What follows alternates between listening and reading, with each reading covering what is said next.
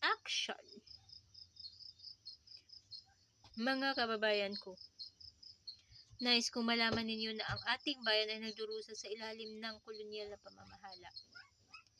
Kinakailangan nating magkaisa upang ipaglaban ang katarungan at kalayaan nito. Ang simbahan ay dapat na magsilbing gabay ng moralidad at hindi sangkasangkapan ng paniniil.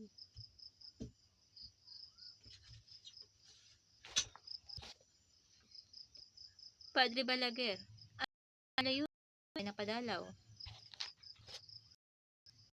Ako ay Padre.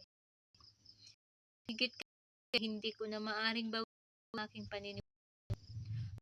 Pangangailangan ng reforma at kalayaan. Mabigat na pasanin ang pagdurusa ng aking pamilya, Padre. Ngunit malinis ang aking konsensya.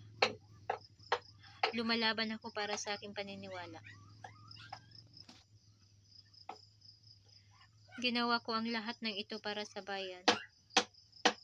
Kung ang pag-urong ng aking mga salita ay magbigay ng kapayapaan sa aking pamilya, isa sa alang-alang ko ito, Padre.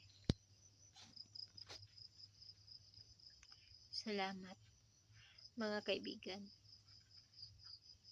Tandaan ninyo na ang kalayaan ay hindi lamang nakukuha sa pamamagitan ng dahas, kundi sa diwa at paniniwala sa kanyang mga mamamayan. Tapos na.